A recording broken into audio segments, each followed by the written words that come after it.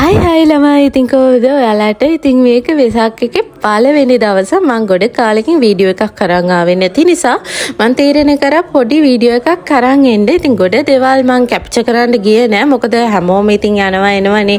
ඉතින් මම එම ලොකුවට කැප්චර් කරන්න ගියේ නෑ. ගොඩ දවසකින් පස්සේ මායි හබී බබයි එළියට පස්සේ ඉතින් මේ වෙසක් එකේ දවසේ ඉතින් මේක වෙසක් එකේ ෆස්ට් එක. ඉතින් අපි තීරණය කරා පොඩ්ඩක් දාන්සලට ගිහිල්ලා පොඩ්ඩක් ෆෑලියගොඩ තොරවක් බලන්න. මොකද උදේවරුව අප කොළඹට ගිය නිසා මේ බබා එක්කගෙන පාක් එකට ගිය නිසා අපි තීරණය කරා මේ පොඩ්ඩක් ඉතින් දන්සලටයි මේ පොඩක් තොරන් බලන්න එක්කන් යන්න.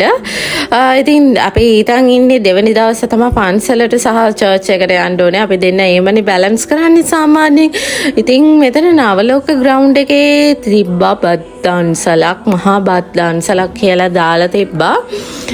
ඉතින් එතන ගොඩක් සෙනග 4000කට වගේ දෙනවා. ඉතින් අපි තීරණය කරා උතනින් පිටත් වෙලා පොඩක් කොළඹ පැත්තට වගේ යන්න පිටත් වුණා. ඉතින් මේ ඕම යද්දී මොකද ගිය දවස් ටිකෙම බබාව එක්කගෙන කොයිවත් යන්න බැරි වුණා අපිට. මේ සාමාන්‍යයෙන් අපිට හෙල්ත් ඉෂුස් තිබ්බා මේ සහ බිගේ මාර්ම බිසි ෂෙඩියුල් එකක් තිබ්බේ. ආව අල්ලගන්න හරිම අමාරු වුණා. ඉතින් මේ දවස් ටිකේ තමයි ආ ෆ්‍රී වුණේ.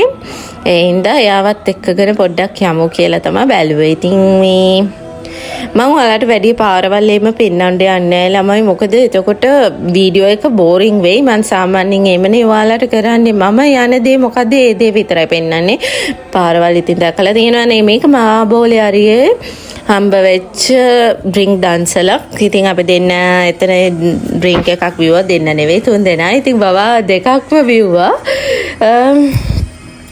ඉතින් චූටිනේ අයියා හරි ආසාවෙන් එයාට තව එකකුත් දුන්නා. ඊට පස්සේ එතනින් අපි තීරණය කරා කොළඹ පැත්තට යමු කියලා.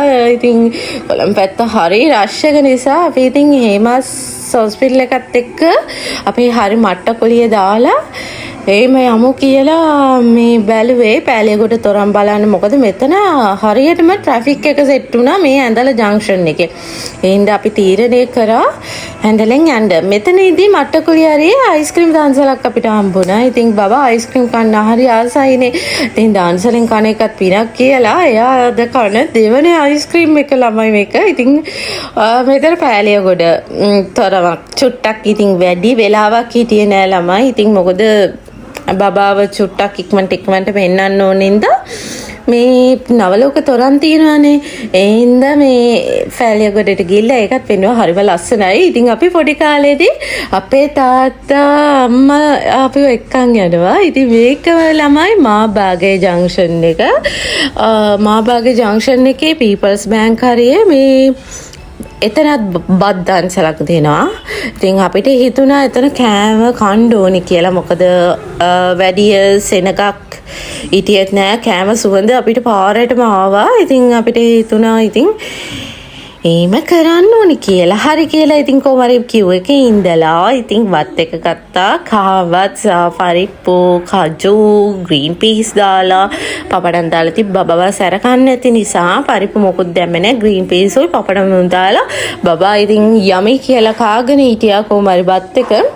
මං හිතුවෙත් නෑ අක්කයි කියලා. ඒ උනාට කෑවා. ඊට පස්සේ මේක ඒකලෙන් හම්බ වෙච්ච තව බත් දන්සලක්. මේක මාරම රසයි. මේ රස නම් මේ කියන්න බෑ. මම ඇත්තටම ගෙදරින් කෑවා වගේ මාරම රසයි.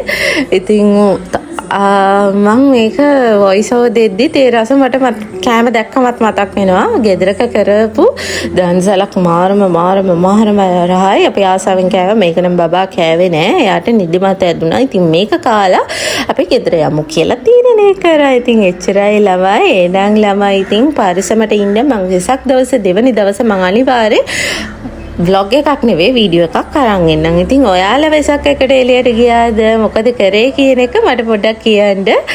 එහෙනම් තව ලස්සන වීඩියෝ එකක මං ඔයාලව මීට් වෙන්නම්. පරිස්සමට ඉන්න. එහෙනම් ඉතින් බයි ළමයි.